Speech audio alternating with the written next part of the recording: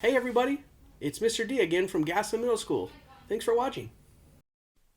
Not Norman, a Goldfish Story by Kelly Bennett, illustrated by Norah Z. Jones, published by Scholastic Inc. When I got Norman, I didn't want to keep him. I wanted a different kind of pet, not Norman. I wanted a pet who could run and catch, or one who could climb trees and chase strings. A soft, furry pet to sleep on my bed at night, not Norman. All Norman does is swim around and around and around and around and around and around and around and around. This is it, Norman, I decide. I'm trading you in for a good pet. Norman doesn't move. Not even a fin twitches. How can I trade him like this? No one will want a sorry-looking fish in a gunky bowl.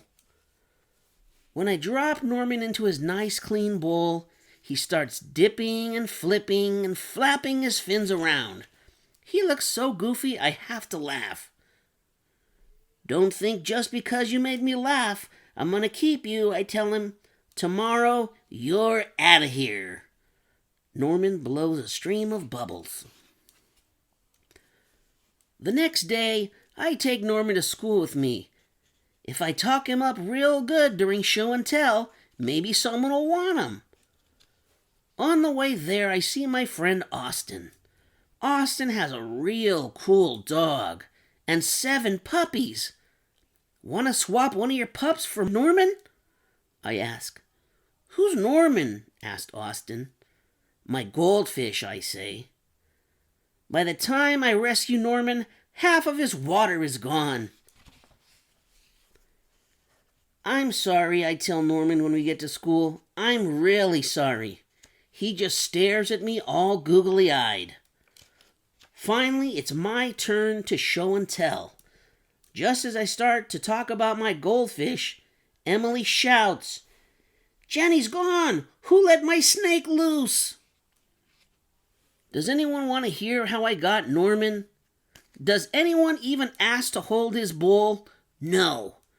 They're all jumping and screaming and chasing the snake.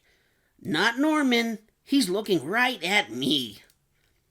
Thanks for listening, I tell him. That afternoon, we go to my music lesson. As soon as it's over, I'm taking Norman back to the pet store. I take out my tuba and begin to play. Boom, boom, boom, bah, boom, bah, boom, boom, boom, boom, bah. I glance over at Norman. He's swaying back and forth. Glug, glug, glug, glug, he mouths. Look, Norman's singing, I say. Pay attention, snaps Maestro, and try to play the proper notes. Maestro makes me stay for extra practice. By the time my lesson is over, it's too late to go to the pet store. Don't think just because you like my music I'm going to keep you, I tell Norman. He glugs. That night, I'm sound asleep when... Screech! Screech! What's that noise? Scratch! Screech! Screech!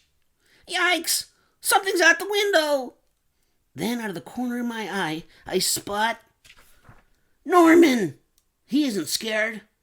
He isn't swimming around in circles either. He glugs and gives me a little wave. I'm not alone. Together, Norman and I slide open the curtains. It was just a broken branch. Thanks for watching out for me, Norman. On Saturday, I take Norman to the pet store, just like I said I would.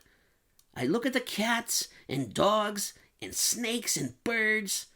I look at all the hamsters and the mice and lizards, too. They all look like good pets, but they are not Norman. When I got Norman, I wasn't sure I wanted to keep him. But now, if I could pick any pet in the whole world, I wouldn't trade him. Not Norman.